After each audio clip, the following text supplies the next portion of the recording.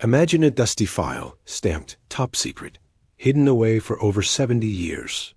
Inside, a story so explosive it could rewrite a chapter of World War II. This isn't a movie plot.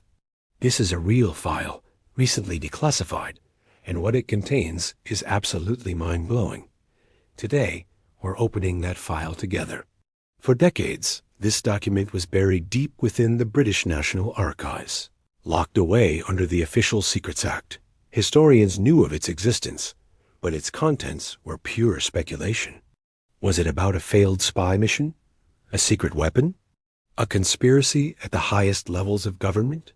The truth, as we're about to discover, is far more complex and personal than anyone could have guessed.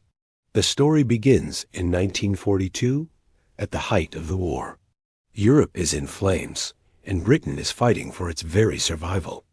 In a quiet corner of London, a small, clandestine unit known as the Special Operations Executive, or SOE, is planning some of the most daring and dangerous missions of the war.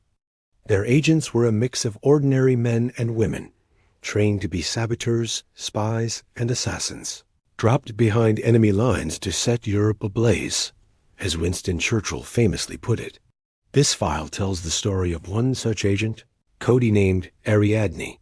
Her real name was Eliane Dubois, a young French translator living in London when the war broke out. She was recruited for her flawless French and her fierce determination. The file details her rigorous training, everything from silent killing and explosives to parachute jumping and Morse code.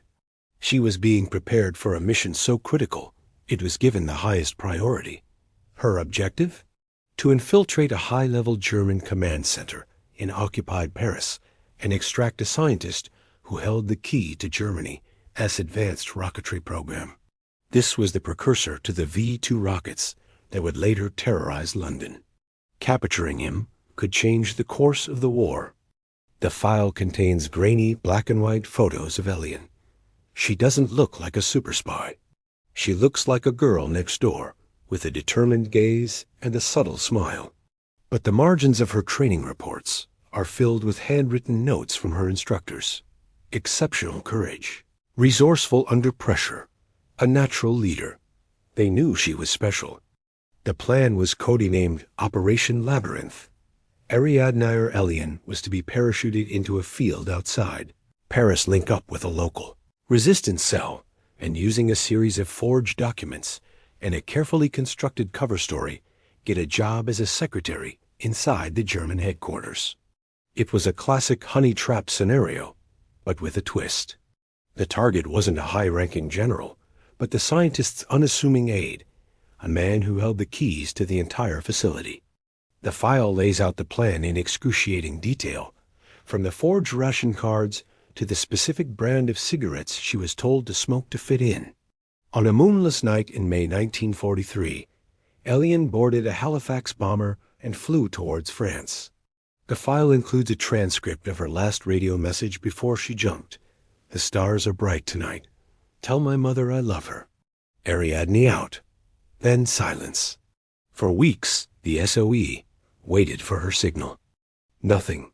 The resistance cell she was supposed to meet reported she never arrived. She had vanished. The mission was declared a failure, and Eliane Dubois was presumed killed in action. Her file was stamped closed and locked away. But that's not where the story ends.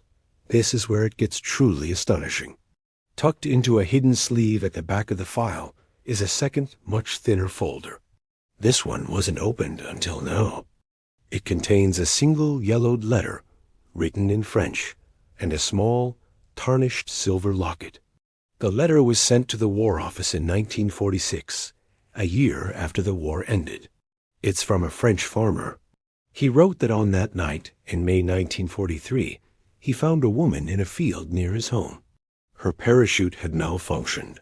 She was badly injured, but alive. He and his wife, knowing the risks, hid her from the Germans, nursing her back to health in their attic. It was Eliane. According to the farmer's letter, Eliane was devastated. Her mission, the mission she had sacrificed everything for, was a failure. She had lost her radio and all her equipment in the fall. She was cut off, alone, and wounded deep in enemy territory. But she didn't give up. Once she could walk again, she refused to stay hidden. She knew she couldn't complete her original objective, so she created a new one. Using the farmer's connections, she made contact with a different resistance group. This wasn't the organized cell So had planned for. This was a scrappy, local group of railway workers, teachers, and shopkeepers. And Elian, with her elite training, became their leader. The file doesn't have official reports of what happened next, but it has something more powerful: eyewitness accounts collected after the war. These accounts, gathered for a different investigation and filed away, paint a picture of a legendary operative. They talk about a mysterious woman known only as La Dame de l'Ombre, the Shadow Lady. She led daring raids on German supply trains. She orchestrated the destruction of a key communications hub. She organized escape lines for downed Allied airmen. She wasn't completing her assigned mission, but she was waging her own one-woman war, saving countless lives and causing chaos for the occupying forces. The most incredible part of this hidden file is the final report. It turns out the scientist Elian was originally sent to extract, he defected. But not because of some grand spy operation. He defected because his supply lines were being so consistently and devastatingly disrupted that his research ground to a halt. The railway attacks, led by an unknown Shadow Lady, made it impossible for him to get the materials he needed. In a strange twist of fate, Elian's failed mission succeeded in a way no one could have ever predicted. She achieved her objective, not through espionage, but through sheer grit and sabotage. So what happened to Elian? The farmer's letter explains that she stayed with the resistance until the liberation of Paris in 1944. She fought on the barricades, alongside the men and women she had led. After the war, she was offered a medal, a commendation, a place in the history books. She refused it all. She had seen too much, lost too much. She simply wanted to disappear. The letter says she found a quiet life in a small village, never speaking of her time in the war. The farmer only wrote the letter after she passed away peacefully in 1946 from complications related to her initial injuries. He felt the world needed to know who she was. He included the locket she had with her when he found her. Inside, there isn't a picture of a lover or a family member. There's a tiny, folded piece of paper. On it, a single line from the poet Tennyson: to strive, to seek, to find, and not to yield. For 70 years, this file kept Elian's secret. It officially recorded a failed mission and a missing agent. But the hidden documents tell a different story. A story of unbelievable courage, of resilience in the face of failure, and of a hero who was never officially recognized. The system had written her off, but on the ground, in the shadows, she became a legend.